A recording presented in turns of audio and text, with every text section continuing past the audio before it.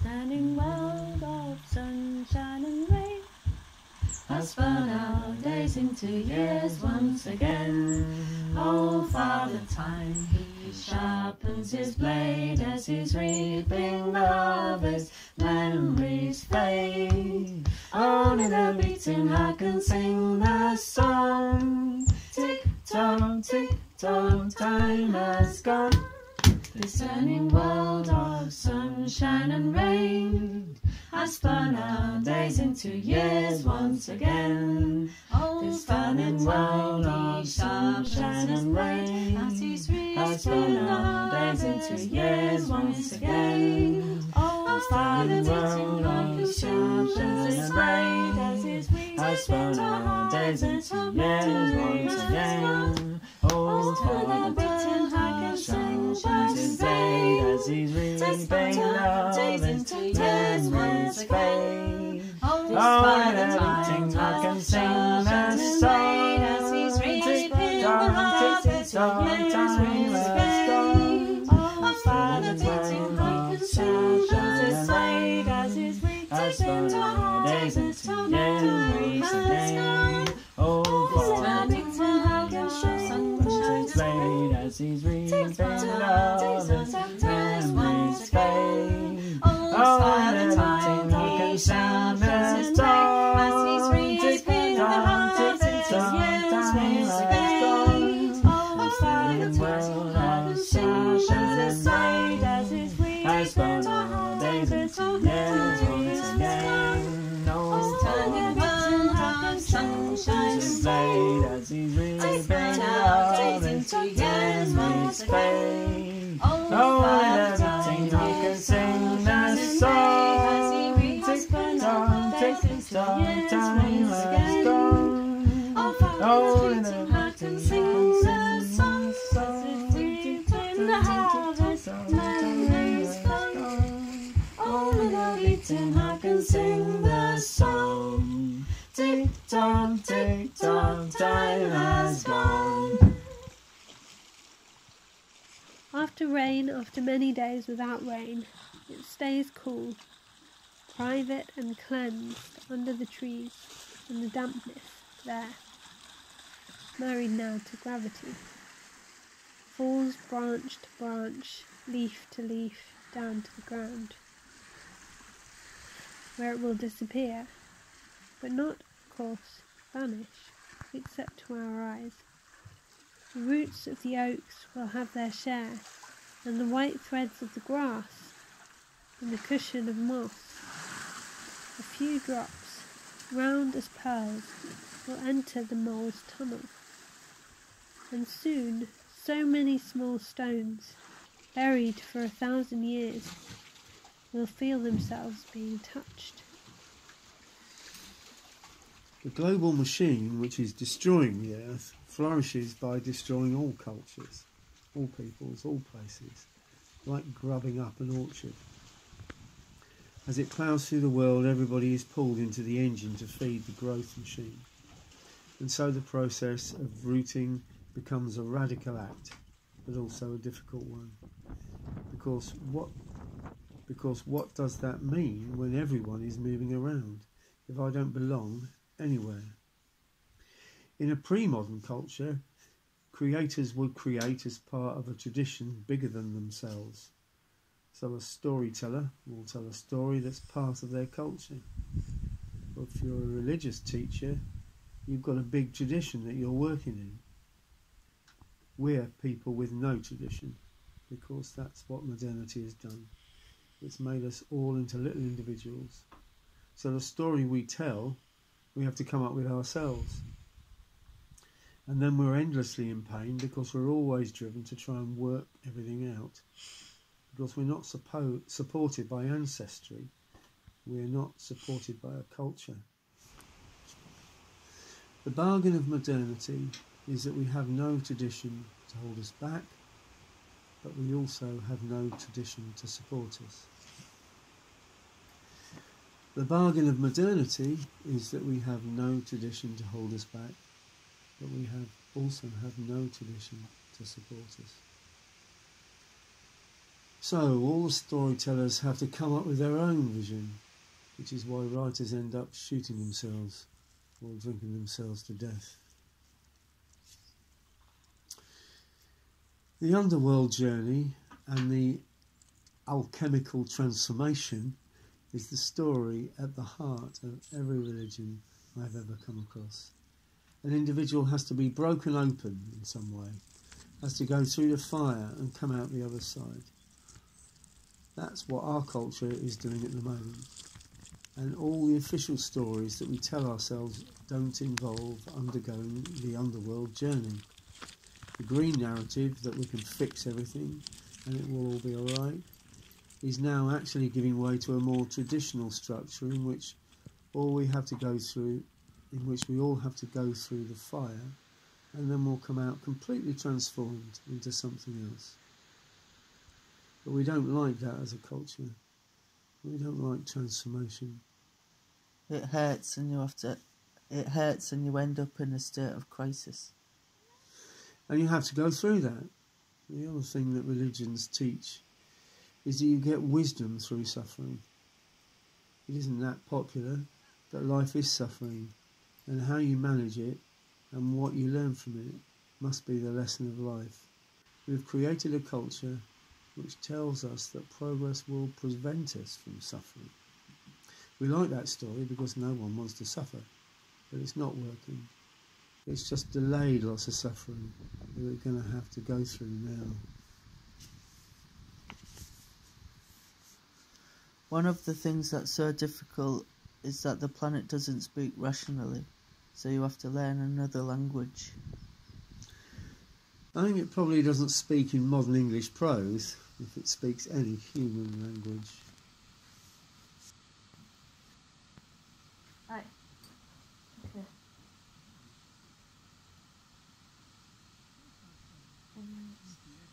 You can shove your injunction up your arse. How do we not let drama get in the way? How do we make the most of our skills so we're not always reactionary? How do we do it in a secure way? How do we not let fear get in the way? How can we be involved in a way that is healthy for ourselves and each other? Ourselves are not going to go away. Prisons piss on poor people. Biscuits, Germany, chocolate, Berlin.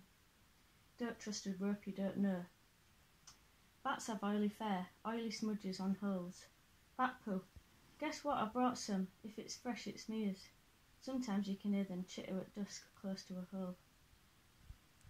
Find a nut that's been nibbled. Spiral teeth marks, nibbled round the rim. Dormice. Badgers. Badger sets are a D shape. Look for fresh digging, disturbed air. The bill basically says HS2 can do what they want. Any licence they want, they can access it. Prisons piss on poor people. He's filming me. It's almost as if he's trapped in a shitty system and if he doesn't do it, his kids are going to get fucked. I get it, you're just doing your job. Can you unionise? I like drinking coffee in the middle of the road. Tastes better that way. It's mad not to be mad in a mad world, my friend. Nice mask, very pretty. I'm going to need to ask you to sunbathe somewhere else. We're stopping this mechanical demon from destroying my nephew's future. I don't understand why you're acting like a robot. 300 to 400 arrests on HS2, only one conviction. What does this say about the laws you're using? Squat life. I get up on a Wednesday, except on a Thursday when I get rudely awakened by the bailiffs. Put on my harness and think about climbing a tree. How are we going to beat them if we can't organise ourselves, if we can't even do the washing up? Put your hand up if you've ever taken up more than you can handle because you care about a cause. Put your hand up if you've ever experienced some kind of touch you didn't like and pretended to enjoy it so as not to hurt their feelings. I want people far enough away that I can escape. I feel stressed as shit if people are too close. HS2 is a massive fucking consent violation. COVID is a consent violation. We are being forced into distance. Spread of anxiety between communities, paranoia, snitching. Personal space is being infringed on by police, bailiffs, people who don't have our best interests at heart. How do we deal with it holistically as a community? Thinking about consent. Slow down. What's happening in my body? Make a choice in line with how I feel, want and need. My mouth didn't feel right to be shaped that way, to say yes in that moment. Communities based on an extravist mindset, such as mining and deforestation, correlate with higher levels of sexual assault. How we view and treat the land reflects how we treat others. An informed environmental consciousness necessarily includes a deep understanding and practice of consent in our daily lives. What are we listening to? Mary Poppins? We have some techno. Want to see the list of birds that live here? There's hundreds. Who's next in the circle for song choice? It doesn't need to go in order. I'm keeping order, you fucking anarchists. Anarchy is order. Technical point, should we put the curry on the edge to keep warm? In actions, have fun. If you're bored, you switch off. If you're having fun, you're more in touch with each other. If people check up on you and think you're a cop, be okay with that. Hero complex will get you nicked. Don't step in unless you can handle it. What's mine is yours and what's yours is mine. I don't want what you've got, not right now, but one of these days I might. Fast food, fast cars, fast life, fast phones, fast destruction.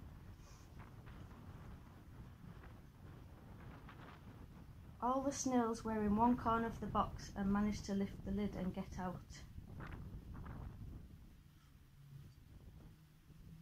What are the boundaries to getting involved? Trauma triggers. Feel like they have to drop everything. It's not necessary. Too much comfort, education. Assuming what people will be like. Lack of confidence. Fear. Rent, debt, capitalism. Coronavirus. Intimidating. Rage. Lack of rage.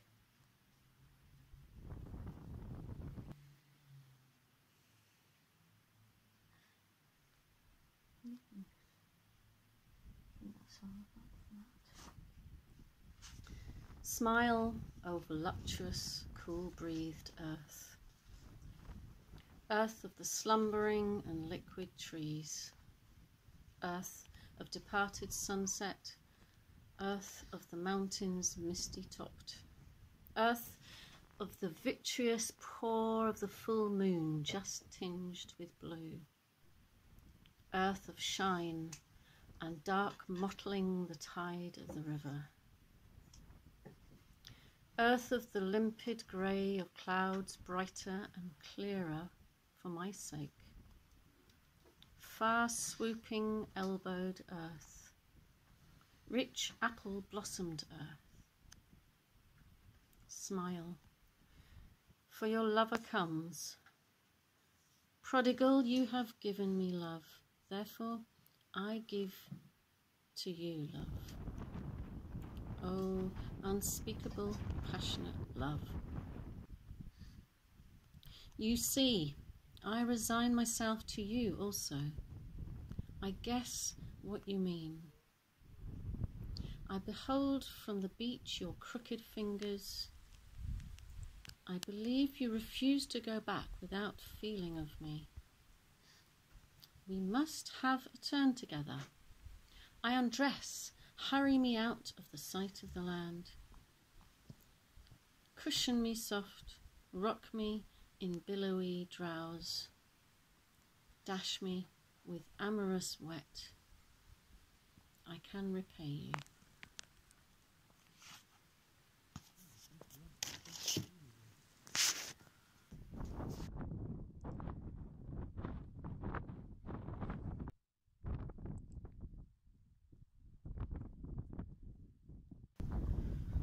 When I first came to Reverend Angel's Sangha and the fearless warrior practice she was developing, it made me so uncomfortable that she had to teach it to me about 10 times. The instruction to keep our eyes slightly open rather than completely closed was not just difficult to remember, it was irritating. I preferred instead to seal myself off from the world, content that the Dharma dreams that danced behind blissfully pulled lid screens were what was working for me.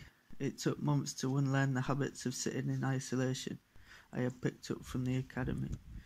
Even after much instruction, I was struggling to notice what I was doing, stop and start again. In order to embody the practice of sitting in meditation as if I were on the edge of a battlefield awaiting my cue to combat, rather than atop a mountain in the clouds, I had to come to see what all I had feared to face in my practice, in myself. Meditation is not the primary practice for most Buddhists in the world. The thick number of people who practice meditation will be here in the States and in the UK. I think it's not an accident that white convert sanghas are putting such a strong emphasis on non-relational ways of developing their sanghas. I'm not saying there's anything wrong with meditation, but I think that's our mistake. We can use anything, even a practice of liberation, to further our neuroses. What walking the Buddha's path calls us to do is to shine the light on the path of neuroses and to do exactly the opposite. We don't have to know what the outcome is, we just have to know we have a neurosis around hyper-individualism in this society and disconnection and distraction, and that we are increasingly out of relationship with each other, no matter how many Facebook friends we have.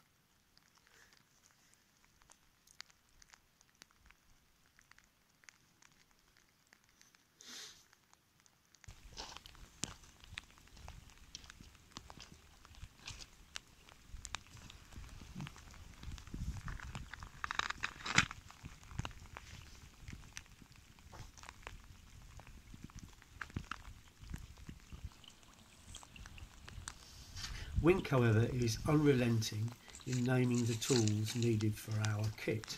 For example, he says, those who pray do so not because they believe certain intellectual propositions about the value of prayer, but simply because the struggle to be human in the face of suprahuman powers requires it.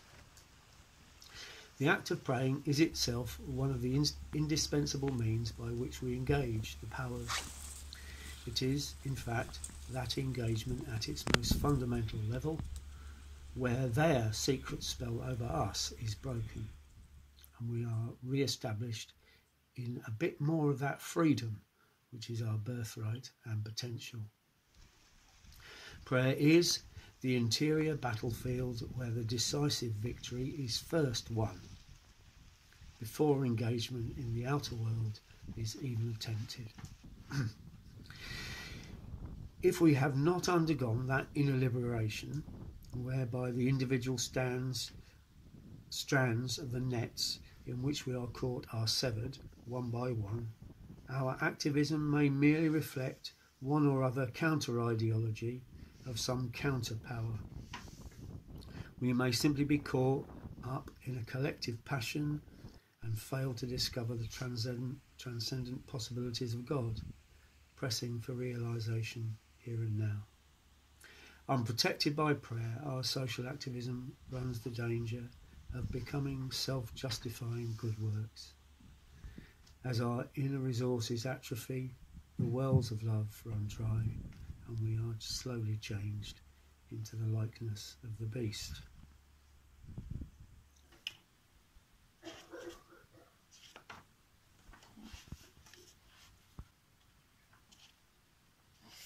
The HS2 workers, they're just workmen. I don't blame them at all. They're just workmen earning money. It's the government wasting our money. The police need it, hospitals need it, children need it. Why have a train take you where you don't want to go? The money should have been spent somewhere else. I hardly recognise Harville Road. It's bare. They've pulled down all the trees. You can't pull them down when the crows are there. I feed those crows. And the foxes. They're there, they're part of nature. I feed them dog food. I feed them chicken. They can take their babies away though, I don't want no more.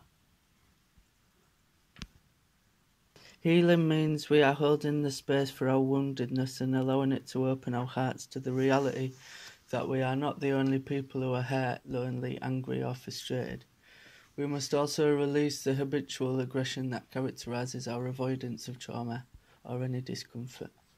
My goal is to befriend my pain, to relate to it intimately as a means to end the suffering of desperately trying to avoid it. My goal is to befriend my pain, to relate to it intimately as a means to end the suffering of desperately trying to avoid it. Opening our hearts to woundedness helps us to understand that everyone else around us carries around the same woundedness.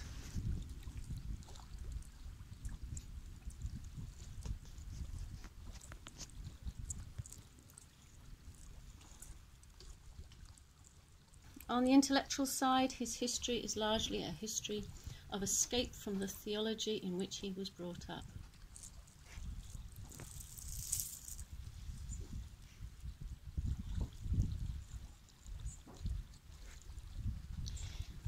It is he himself, in the very midst of his intellectual revolt, who forces us, whether we will or no, to see elements of real and perhaps irreplaceable worth in the thing from which he is revolting. All his life he continued to love the rock from which he had been hewn. All that is best in his novels carry us back to that kale-yard world of granite and heather, of bleaching greens beside burns that looked as if they flowed not with water but with stout, to the thudding of wooden machinery, the oatcakes, the fresh milk, the pride, the poverty, and the passionate love of hard-won learning. His best characters are those which reveal how much real charity and spiritual wisdom can coexist with a profession of a theology that seemed to encourage neither. His own grandmother, a truly terrible old woman who had burnt his uncle's fiddle as a satanic snare, might well have appeared to him as what is now inaccurately called a mere sadist. About the unshakable truth that to forgive is to know, he who loves sees. In 1850 he received what is technically known as a call to become a minister of the dissenting chapel in Arundel. By 1852 he was in trouble with the deacons for heresy. Later he resigned and embarked on a career of lecturing and tutoring. His lungs were diseased, his poverty was very great, literal starvation was sometimes averted only by those last moments of deliverances, which agnostics attribute to chance and Christians to providence. His peace of mind came not from building on the future, but from resting in what he called the holy present.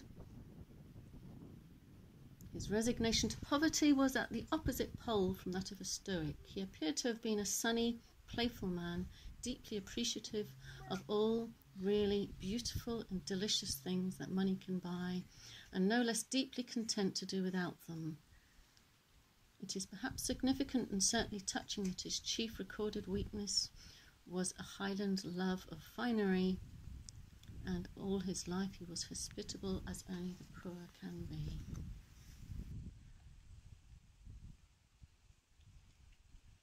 No one close to her shared her dread. Dovey wouldn't hear it. Her methods of self-preservation were fierce, and Cub was protected in his own way, unable to believe that this outpost of life that had landed in their custody was irreplaceable. She feared Preston would be the opposite, that he would feel the multitude of deaths too deeply, so she didn't tell him everything. He brought home pictures of monkeys and tree frogs cut from magazines at school and taped them to his bedroom wall in elaborate collages, much like those his father had once assembled with pictures of Captain Fantastic and Jesus. With all his might, Preston wanted to be a scientist and study animals. But in the lab, Delarobia listened to Ovid and Pete speak hopelessly about so many things. The elephants in drought-stricken Africa, the polar bears on the melting ice, were as good as gone, they said, with infuriating resignation. as they worked through what seemed to be an early autopsy on another doomed creature. Gone, as if those elephants on the sun-bleached plain were merely slogging out the last leg of a tired journey. The final stages of grief. Della Robbia felt an entirely new form of panic as she watched her son love nature so expectantly, wondering if he might be racing towards a future like some complicated sandcastle that was crumbling under the tide. She didn't know how scientists bore such knowledge. People had to manage terrible truths. Men who have been too interested in the part of the body known as female genitalia. The vulva versus the patriarchy. And in 7th place, we have John Harvey Kellogg, 1852 to 1943. Now, you might think that all John Harvey Kellogg did was invent cornflakes, but John Harvey Kellogg had other irons in the fire. He was also a doctor, and one of his major areas of focus was women's genitals, more specifically, preventing women from touching their genitals. I'm not just a doctor, I've also invented cornflakes. And that's not all. In my spare time, I prevent women from touching their genitals. John Harvey Kellogg was passionate about preventing women from touching their genitals. The anti-masturbation movement was all the rage in medical circles at the time. Kellogg wrote health education books in which he claimed that masturbation caused uterine cancer, epilepsy, insanity, and general mental and physical weakness. Why do we have cancer? Too much clitoral stimulation. Why am I mentally ill? Too much clitoral stimulation. Why does my leg hurt? Too much clitoral stimulation. As luck would have it, Kellogg himself had discovered a cure for the scourge of masturbation. In his book, Plain Facts for Old and Young, he writes, In females, the author has found that the application of pure carbolic acid to the clitoris is an excellent means of allaying the abnormal excitement. A few months ago, my son was having terrible nightmares, and I read Anne Sayer Wiseman's 2 books on dreams. When Wiseman worked with children, she would suggest that they draw the monsters which were stalking them at night, and then ask, what should we do about this? How can we solve this problem? Sometimes the children would suggest shooting or killing the monster. This particular solution, Wiseman notes, never works. The monster always comes back. So does Honeysuckle. After an extensive bout of removal, as I looked at the carnage on the forest floor from both bulldozers and human uprooting, I started to wonder whether any of this was worthwhile, or at least whether it was the best way to spend huge sums of money and volunteer time.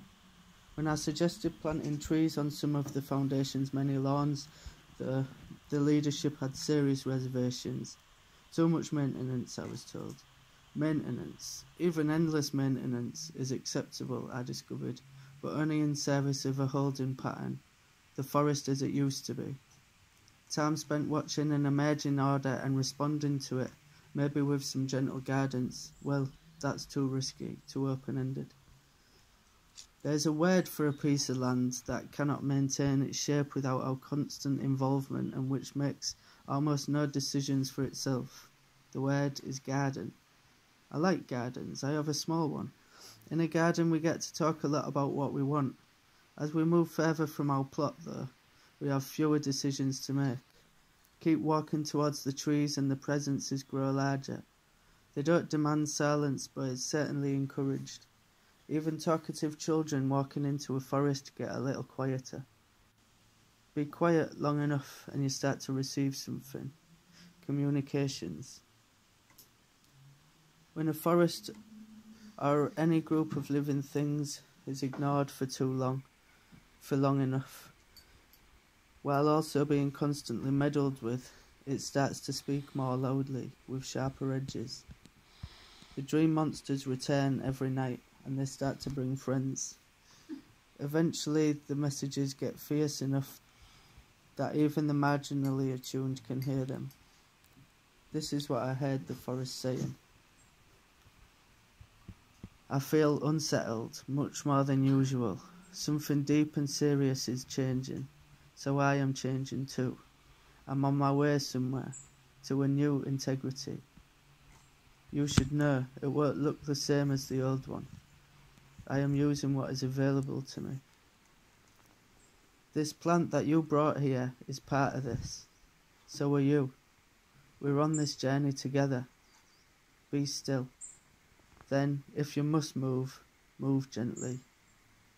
Find your place within these changes. I had planned to write about where our literature has gone in the years since Dark Mountain began.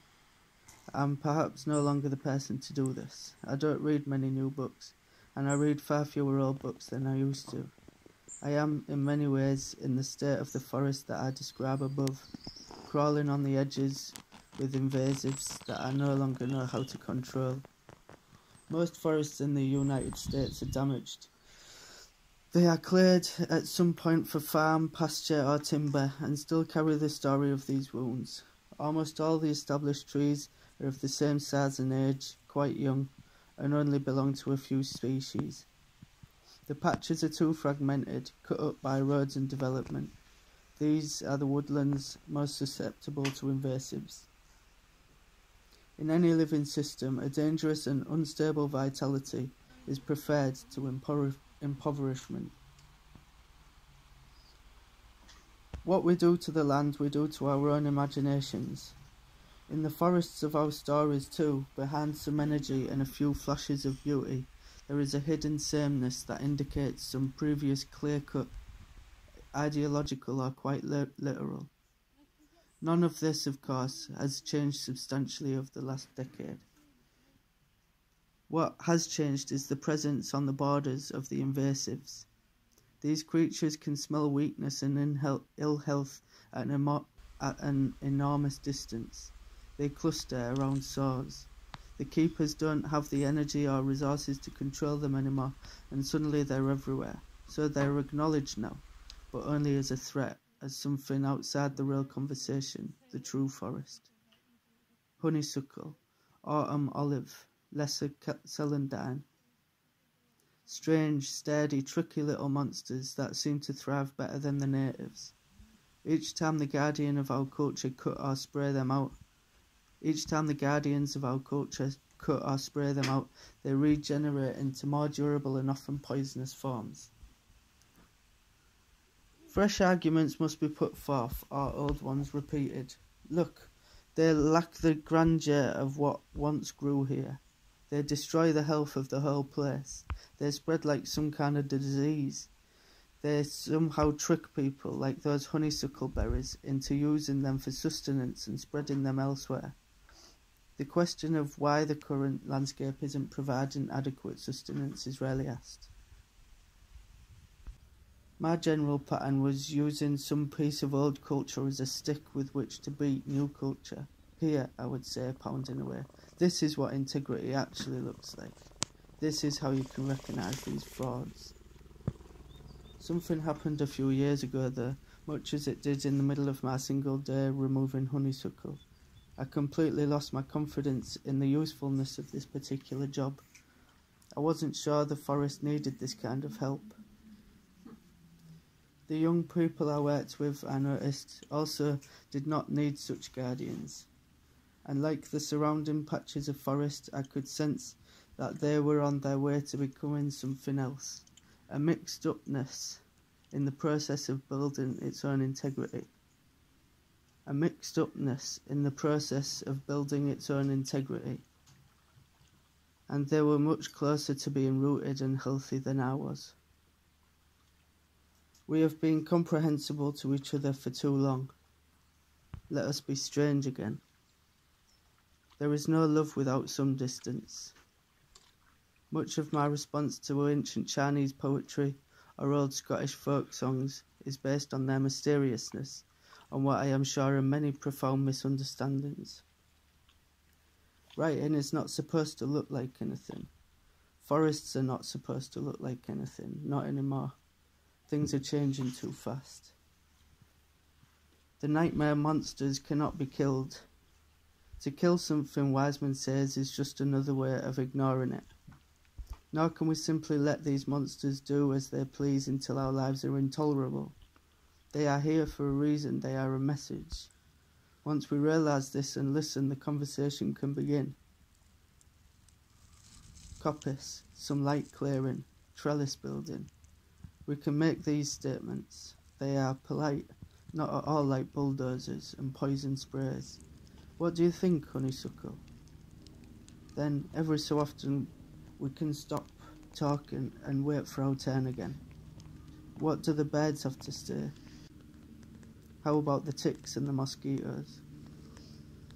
It will need to be a long conversation, like literature, headed both somewhere and nowhere. And for a while it won't be beautiful, it will seem like a mess. But it's the mess we're in, and there is no other place for us to be. It will seem like a mess, but it's the mess we're in, and there is no other place for us to be.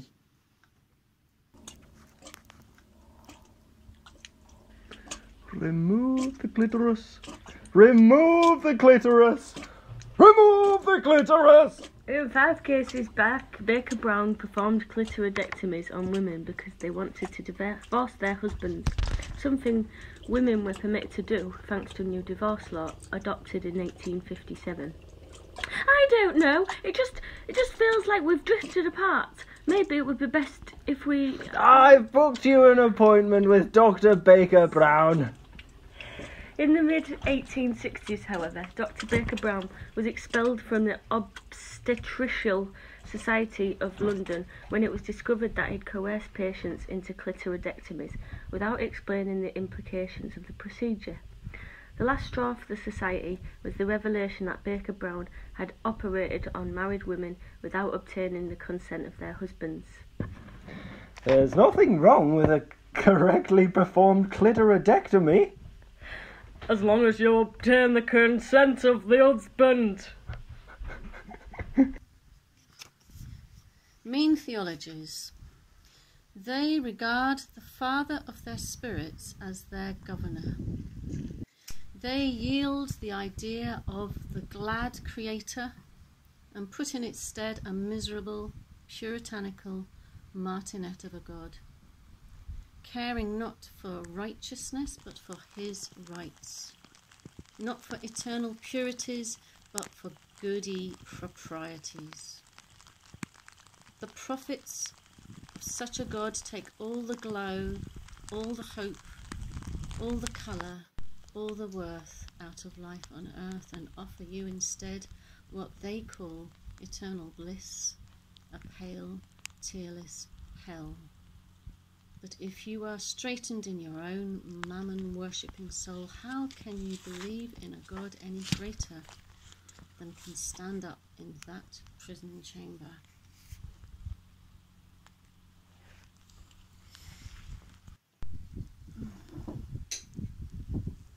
This wall holds up all of our homes and gardens. This wall is cracking. We're just trying not to lose the roof over our heads. We asked for peepholes into the compound and they put them in a place where you can't see anything. The neighbour came out. "What are you doing? Things are falling off the shelves."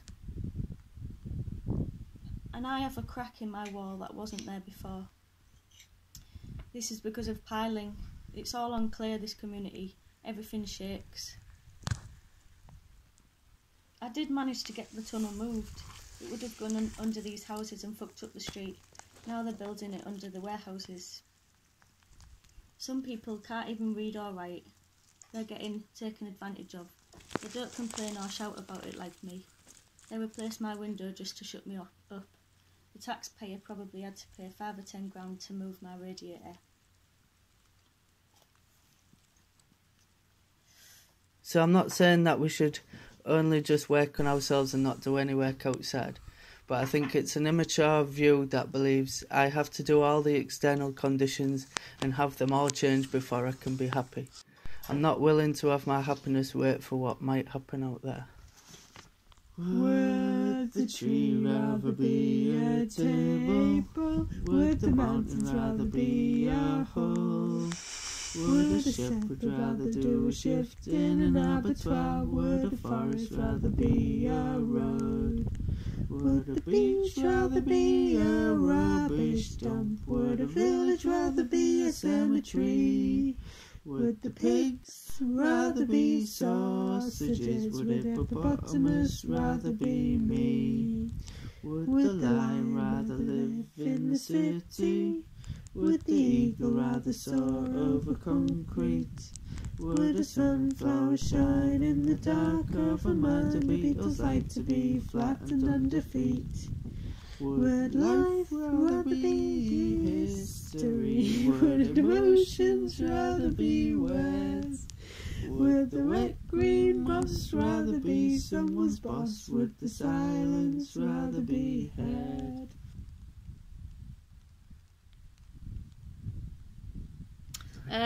The Lord answered Job out of the whirlwind and said, "Now gird up your loins like a man, and I will ask you, and you instruct me. Where were you when I laid the foundation of the earth? Tell me if you have understanding. Who set its measurements, since you know, and who stretched the line on it, and on what were its bases sunk? And who laid its cornerstone when the morning stars sang together, and all the sons of God shouted for joy? Or who enclosed the sea with doors when bursting forth it went out from the womb? When I made cloud its garment and thick darkness its swaddling band? And I placed boundaries on it and set bolt and doors, and I said, thus far you shall come, but no further. And here shall your proud waves stop. Have you entered into the springs of the sea, or walked in the recesses in search of the deep? Have the gates of death been revealed to you, or have you seen the gates of deep darkness? Have you understood the expanse, the face of the earth? Tell me if you know all this. Who has cleft a channel for the flood, or a way for the thunderbolt, to bring rain on land without people, or on a desert without man in it, to satisfy the waste and desolate land, and to make seeds of grass sprout? Has the rain a father, or who has begotten the drops of dew? From whose womb has come the ice, and the frost of heaven? Who has given it birth? Water becomes hard like stone, and the surface of the deep is imprisoned. Can you lift up your voice to the clouds, so that an abundance of water will cover you? Can you send forth lightnings, that they may go and say to you, here we are? Who has put wisdom in the innermost being, or given understanding to the mind?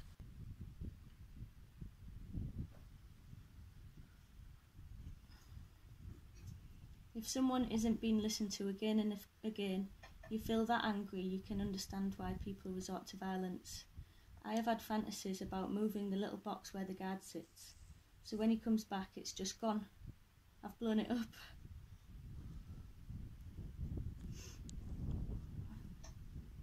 These houses were built for railway workers. This guy and his father before him, he'd been a train driver all his life. He felt like the railway had turned against him. I've been here 22 years and people see me as an outsider. It's full of West Indians and Irish people. I printed out a leaflet and put it through everyone's door, and about 45 people turned up. The gypsies and travellers living in mobile homes. Their walls are like paper. Their site is next to the compound. They've said worse than the noise is the dust. They were given no notices, no insurances and no help.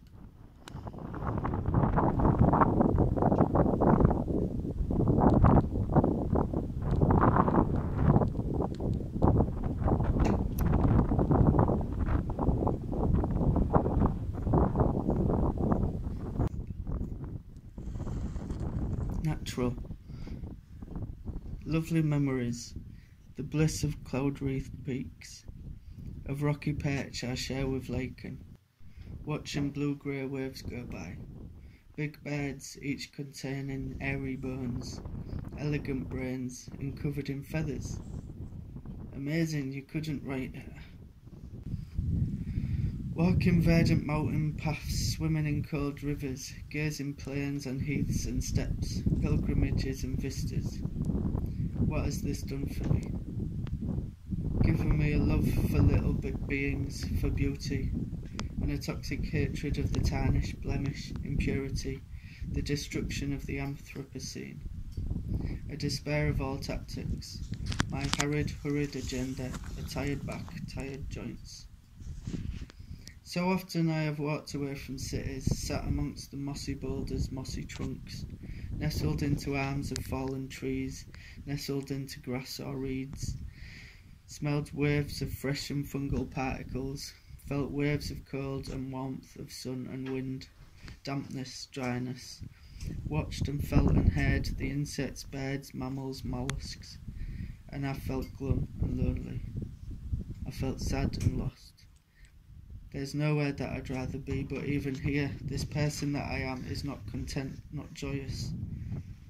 A desperate unease, a deep sad. I see the reach of human complexity. No human less pure, none left, no nature.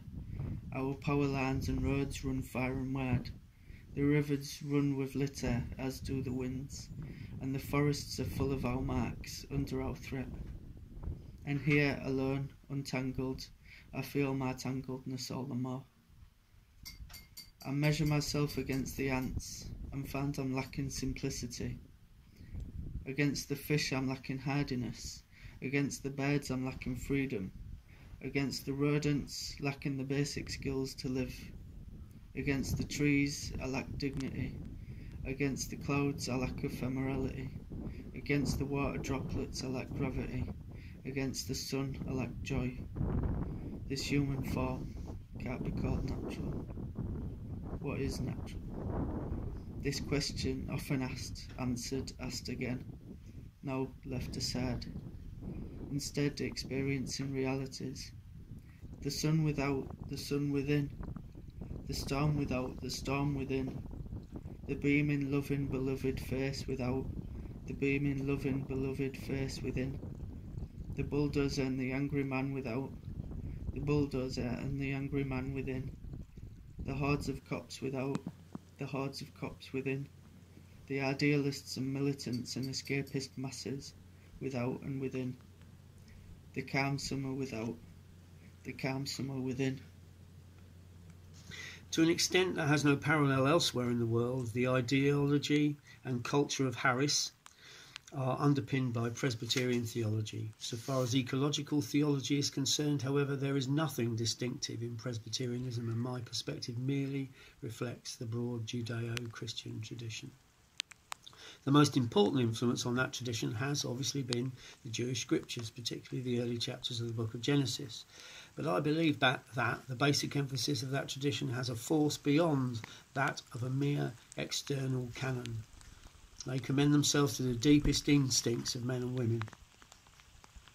As interacting with their environment, they experience both awareness of the existence of God and a sense of responsibility to the world in which He has placed them.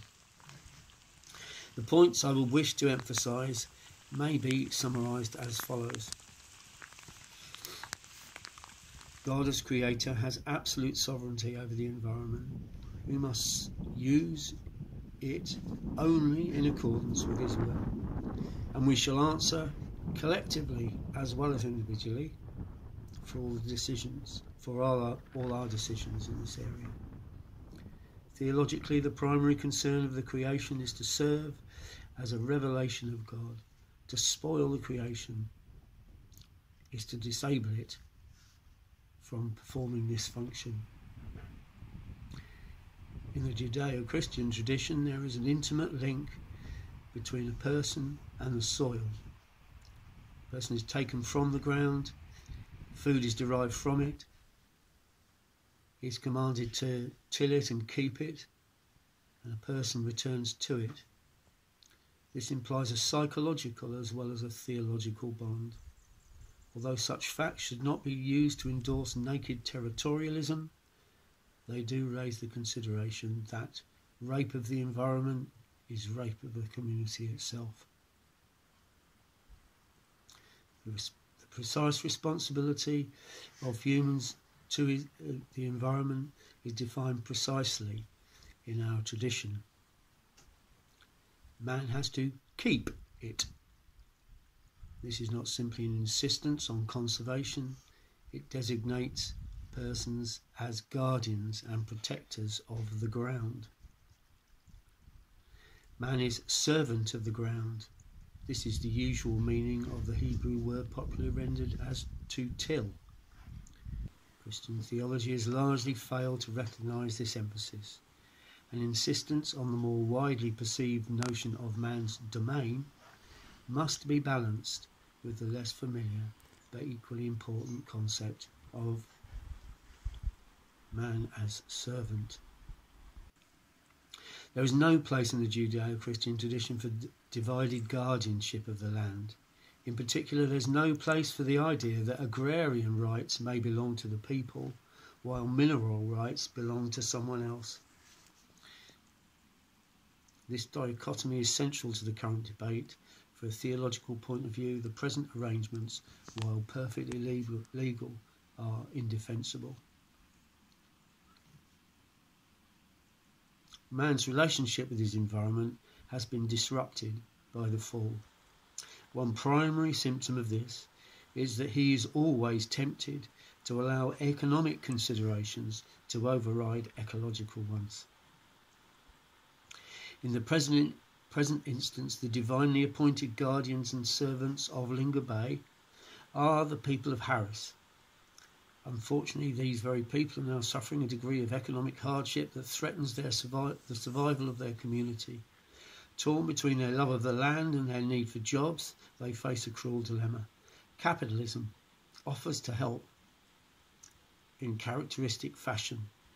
It will relieve unemployment provided the people surrender guardianship of the land, thus violating their own deep instincts. The people of Harris live conscious of the glory of God. What I'm asking is to reflect on whether this project is to the glory of God.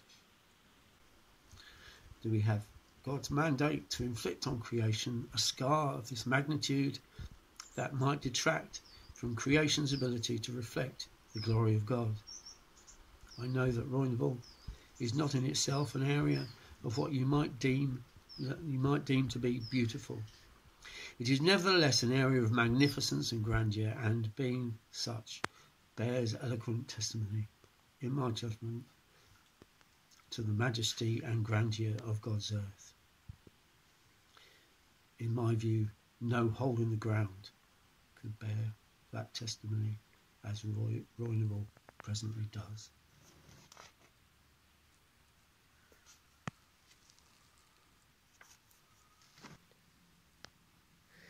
Our human tendency to pull together in emergency situations, even to risk our lives helping others, is well documented.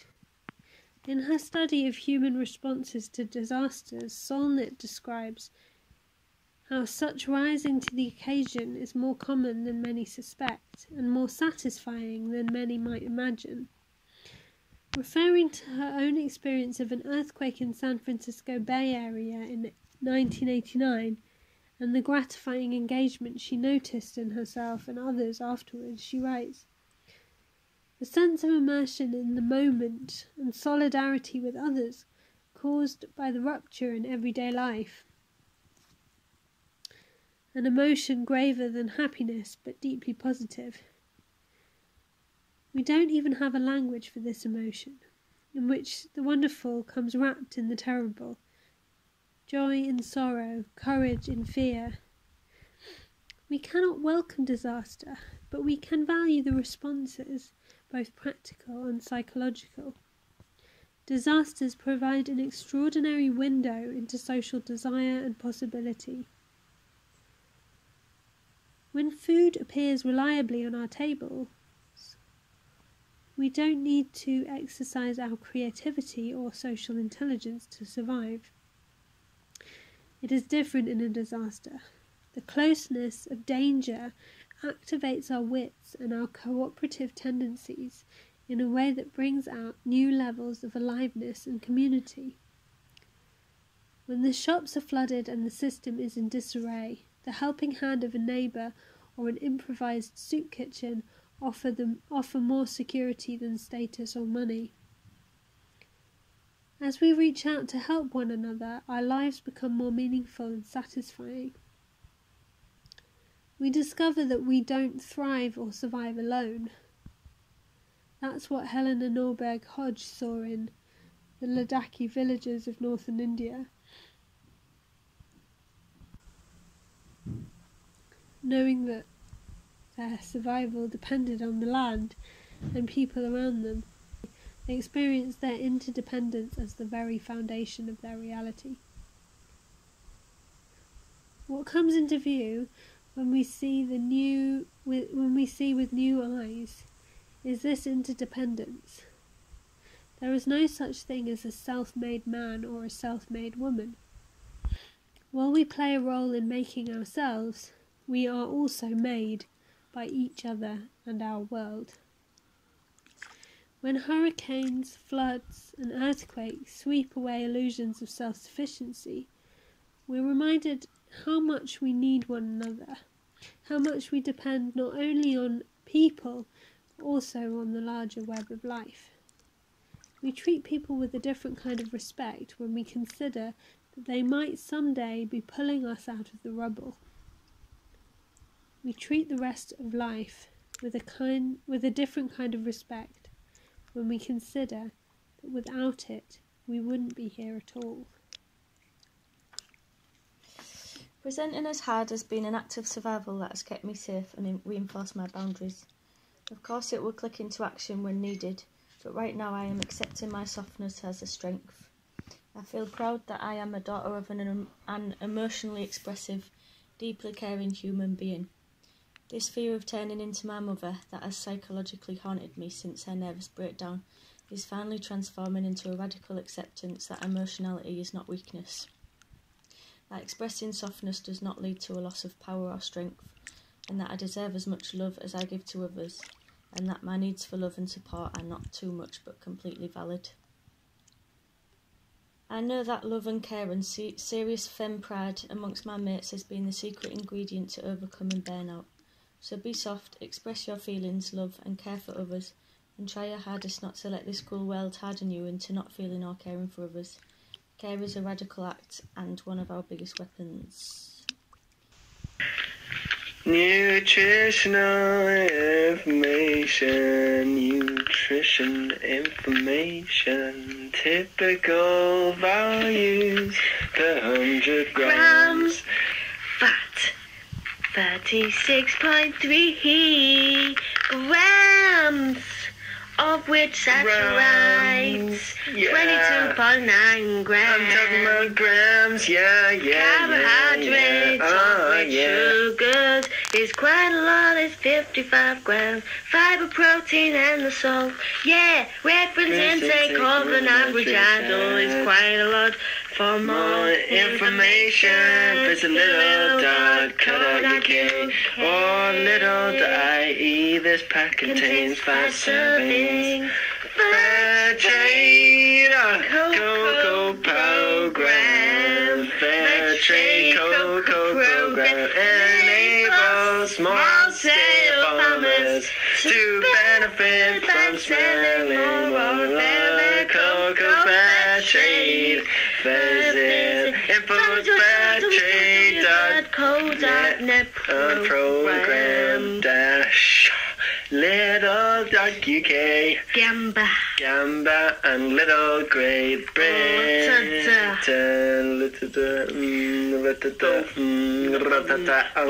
Bob 19, Walpole Road, Wimbledon, London, Little Ireland, Gambia, Main Road, Talgall, Antilla, Dublin, 24, 200 grand, ESCK, Nixford, FC, oh, how, what, 2144220051443.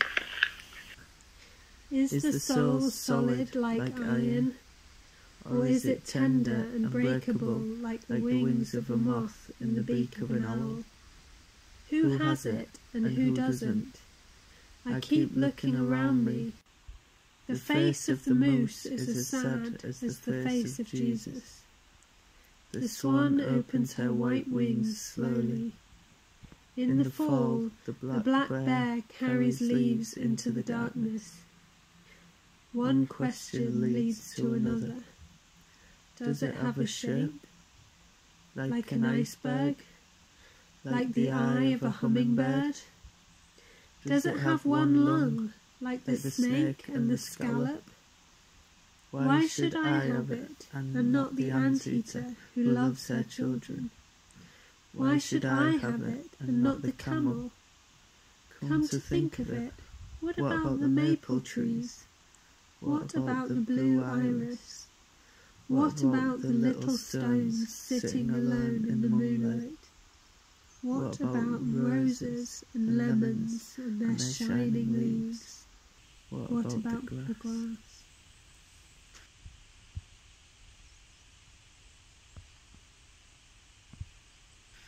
We're wagging our fingers because people don't already know, and then we're annoyed because they ask. Then we're upset because people didn't know, but we didn't want them to ask, and we're mad that they didn't already know. I mean, do you understand it's a secular conversation here?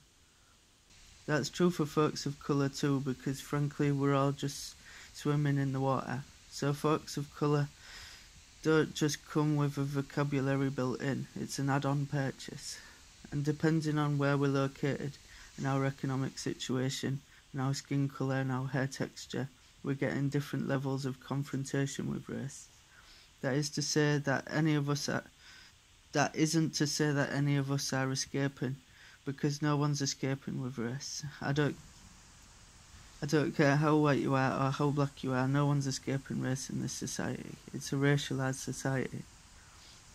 But we have to demystify this notion that somehow people of colour have all the information and know it all and white folks don't, and that it's just like black and white, because it just isn't. We have to really allow ourselves to create some space for people not knowing, not understanding, just saying stupid things. I mean stupid as in ignorant. That's going to happen, and we have to figure out how to create room for that rather than policing each other, so that people can actually get into the conversation. If someone is asking, there's a willingness there. Treat that willingness as love and treat it with love.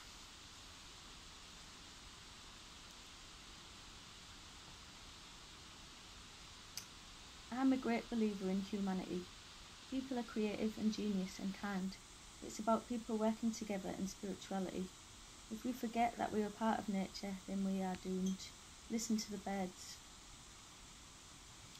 All the different beetles, the level of beetles, snails, spiders, all the different sorts and the birds, offspring on their way to Scotland, kestrels, owls, kingfishers, herons, diving ducks, it's all there. It's all been wiped away. I'm trying to protect my business. I take people up and down the, up and down the canal to be in beautiful nature. Now I'm at the point where I feel I can't take people on the trips. People don't want to see devastation. No one wants to see it. This isn't even on the route of HS2, but they just want to take the whole lot.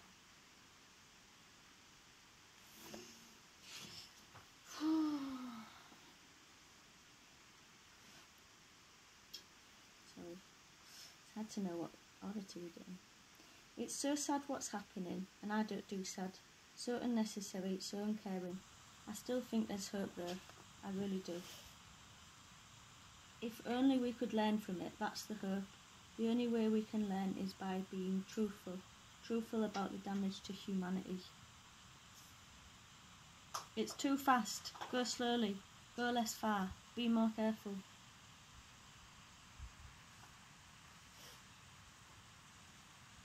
The strategy for coronavirus is to create a vaccine. There's going to be more and more of these illnesses. They should be trying to make environment stronger and protect nature, then they'd have a long-term strategy.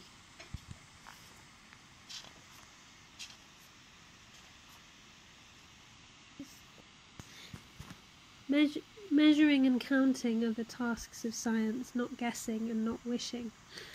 The potential answers are infinite, and no preference among them is allowed. There will be no just because or unjust because.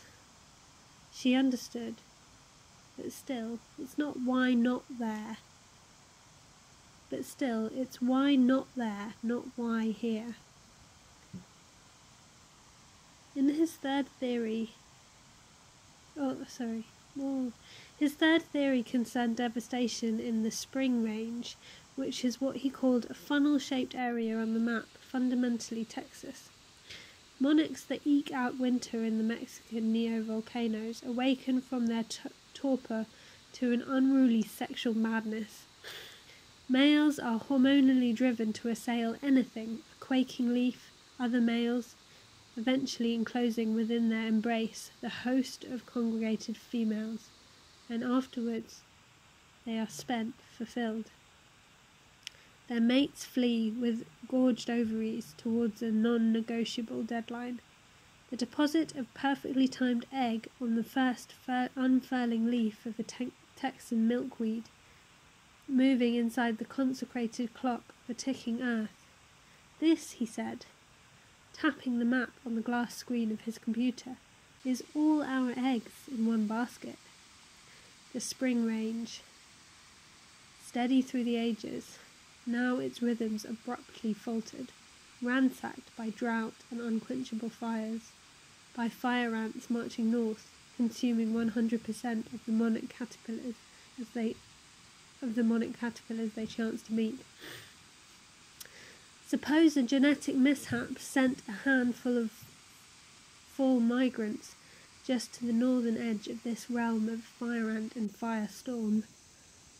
This far south in the autumn, and no further, he said, drawing one long finger from Texas to Panhandle to the Carolinas, a scattering of migrants overwintering here, where they would not be forced to come back across the desert.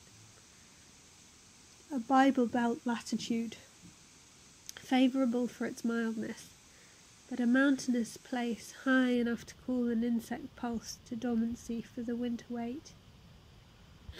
Suppose there is only one such place. A Bible Belt latitude favourable for its mildness, but a mountainous place high enough to cool an insect pulse to dormancy for the winter wait. Suppose there is only one such place, and that they had been coming here for years in small numbers, cloaked by this forest, mostly unsurviving, until precipitous natural selection against the Mexican migrants destroyed most of the population, shedding favour on these pioneers. Their gene, suddenly the inheritance of a species. The explanation was far from complete. The population was only as valid as its habitat. Winter nectar sources remained problematic. When repeated warm spells broke their dormancy, and so did the spring milkweed emergence, there were always more questions. Science as a process is never complete. It is not a foot race with a finish line. He warned her about this as a standard point of contention. People will always be waiting at a particular finish line. Journalists with their cameras, impatient crowds eager to call the race, astounded to see the scientists approach, pass the mark, and keep running. It's a common misunderstanding, he said. They conclude there was no race. As long as we won't commit to knowing everything, the presumption is we know nothing.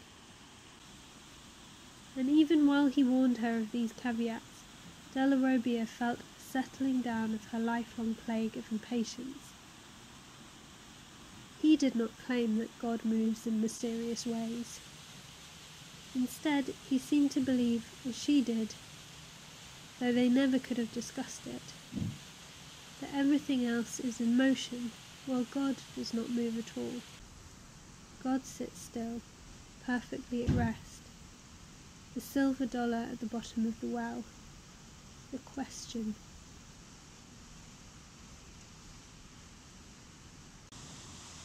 Water.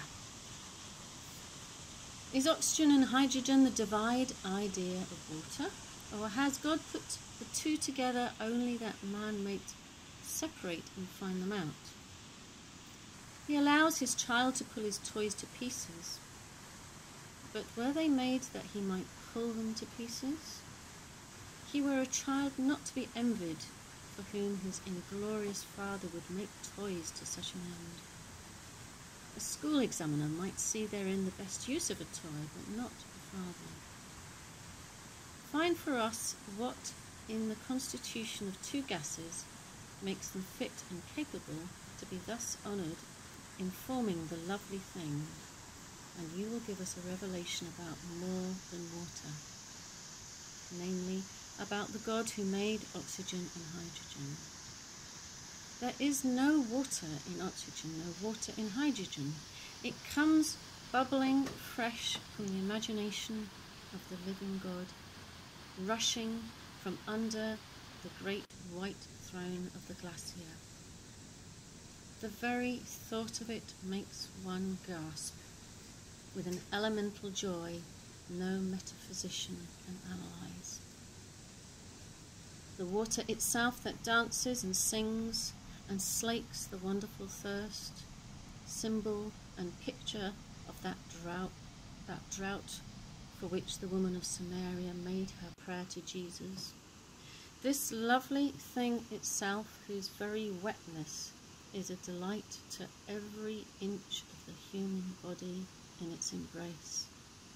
This live thing which, if I might, I would have running through my room, yea, babbling along my table.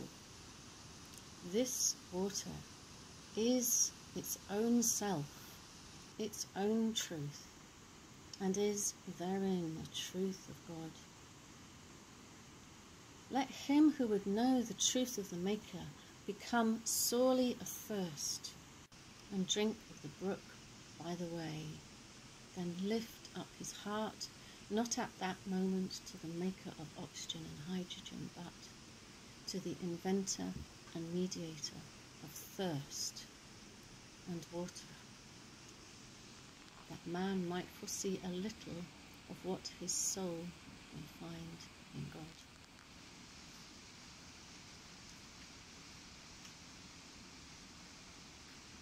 White folks need to inquire into what is running through their generational line as a result of whiteness. What had to happen for people to see that and to live with that for generations? What happened to people? What did they have to do to be born, to live and die watching black bodies sold on the corner like popcorn or cotton candy or a cell phone cover? What kind of cut-offness had to happen for generations in order for people to abide by that?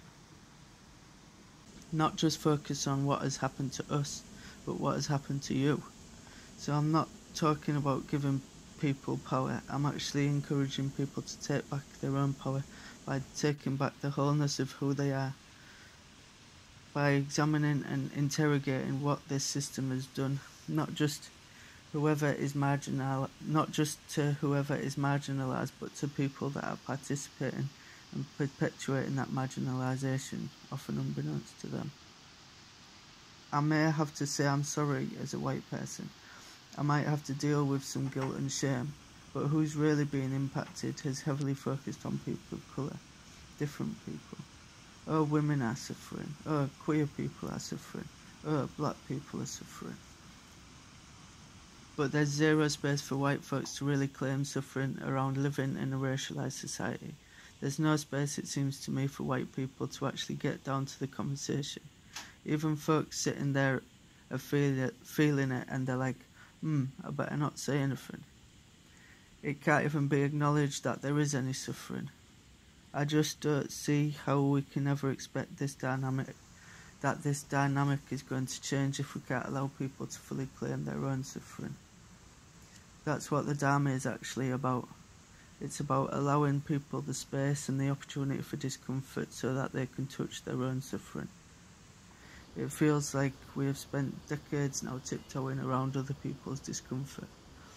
But in my own experience, when the shit hits the fan and people are in contraction, when the economy turns upside down, when the spaces that people live in start to change, when more people of colour, more marginalised people enter the room, when people contract, they go back to those places of unaddressed suffering, and the behaviours that we experience as racialised behaviour, like microaggressions and so on, continue.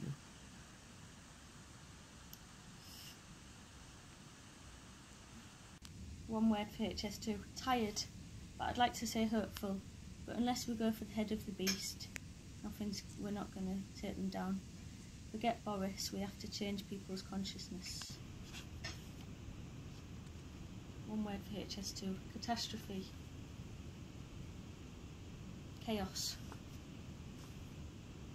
pivotal. Okay, this is from Roberta.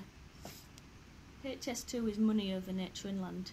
They want to destroy everything and build their tracks and all that crap. But one day that's going to get them in the back. Their kids' future. But they think about now, money, money, money. It's fucking stupid. What's money going to do? I might have money today, but tomorrow I might not have. You can spend your whole life chasing numbers. You'll find happiness in the little things in life. That's why I'm living this life.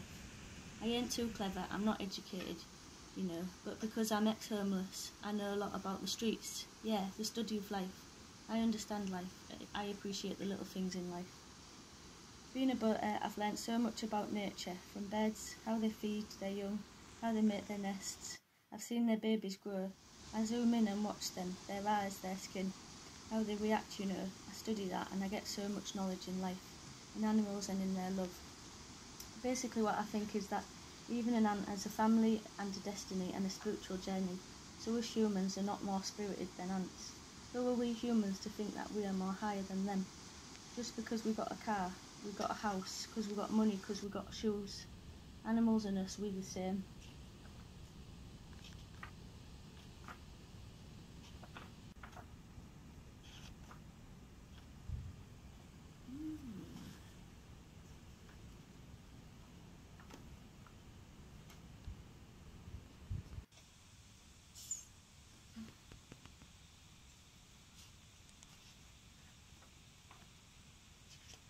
Aha!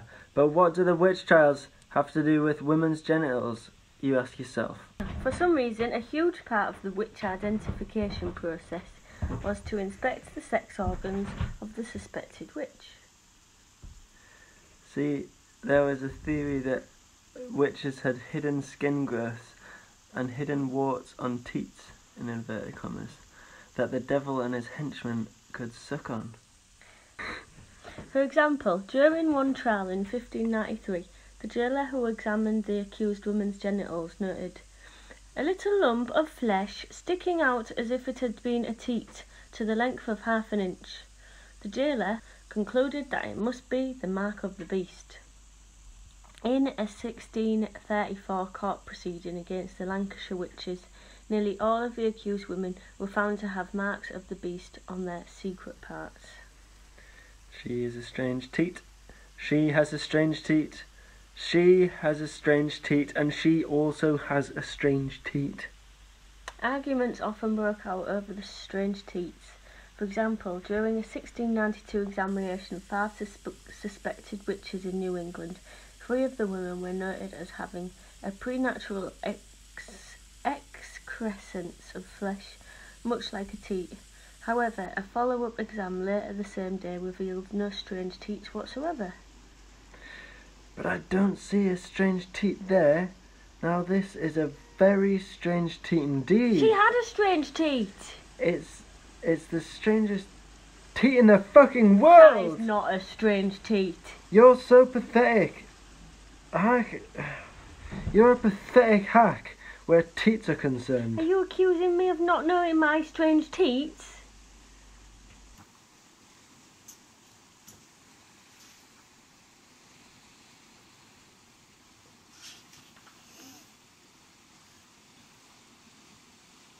One last person from Acton. My family purchased the property in '76. I've been here since I was born. 33 years, and it's an amazing community.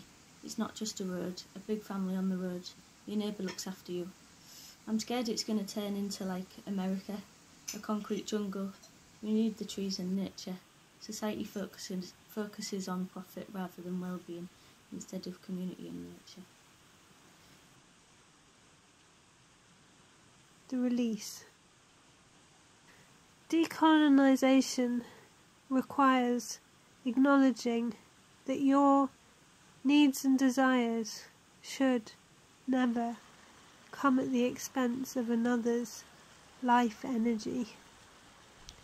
It is being honest that you have been spoiled by a machine that is not feeding you freedom, but feeding you the milk of pain.